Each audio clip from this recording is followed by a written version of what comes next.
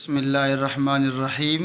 ये chapter 6 organic chemistry का हमारा पहला लेक्चर है। इसमें हमसे तारीफ़ यहाँ पे हम लिख रहे हैं हाइड्रोकार्बन की।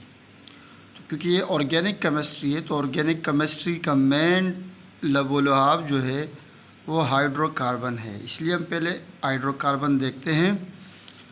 The compound containing hydrogen and carbon, ऐसे कंपाउंड जिसमें हाइड्रोजन मौजूद हो और कार्बन मौजूद हो इन्हें हाइड्रोकार्बन कहा जाता है।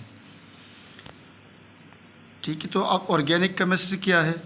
It is the branch of chemistry which deals with the study of hydrocarbon and their derivatives.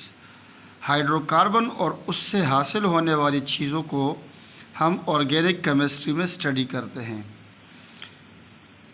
ठीक है, तो अब यहाँ पे थोड़ा सा इसका बैकग्राउंड बता रहे हैं कि वाइटल फोर्स थ्योरी क्या है या old concept of organic compound. तो इस थ्योरी के मुताबिक ये ख्याल किया जाता था कि ऑर्गेनिक कंपाउंड सिर्फ़ और सिर्फ प्रोड्यूस होते हैं लिविंग थिंग्स से, जैसे कि plants and animal, and can not be synthesized, और मसनूई तरीके से लेबॉर्ट्री के अंदर ऑर्गेनिक कंपाउंड नहीं बनाए जा सकते। तो ये लिखा है कि इट वाज एज्यूम दैट, ये एज्यूम किया जाता था before 18th century organic compounds can only be produce from living things only.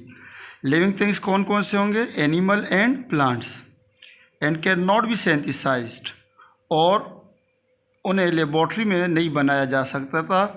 तो ये थी वाइटल फोर्स थ्योरी या old concept of organic compound. ये जो ख्याल था कि ऑर्गेनिक कंपाउंड सिर्फ़ और सिर्फ लिविंग थिंग से हासिल किए जाते हैं, तो ये ख़त्म कब हुआ? जब हुलर डिस्कवरी हुई। सवाल पेपर में आता है कि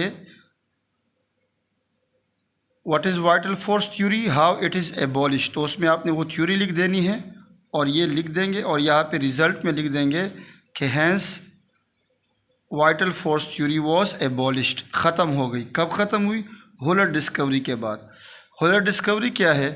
1828 में जर्मन केमिस्ट फ्रेडरिक वुलर, इन्होंने यूरिया ऑब्टेन किया।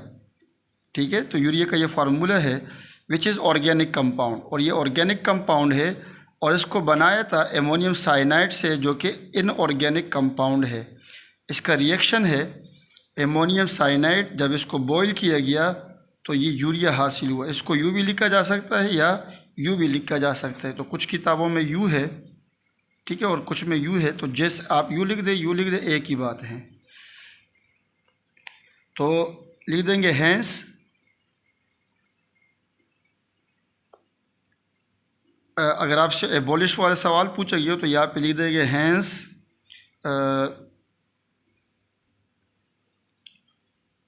Vital force theory abolished due to discovery of urea. ठीक है, तो अगला टॉपिक है फीचर्स ऑफ ऑर्गेनिक कंपाउंड। तो ये कुछ फीचर्स होते हैं इनके: peculiar nature of carbon, non ionic character, या आयोनिक नहीं, इसमें कोवेलेंट बॉन्ड होते हैं।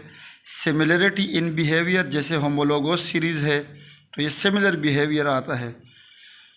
Complexity of organic compound, complex होते हैं, कार्बन हाइड्रोजन ऑक्सीजन की तादाद बहुत बड़ी होती है, नंबर ऑफ एटम्स होते हैं। Isomerism, rate of organic reaction, solubility. तो इनमें से हम एक एक करके इंशाल्लाह आगे के सीरीज़ में देखेंगे। Thanks for watching.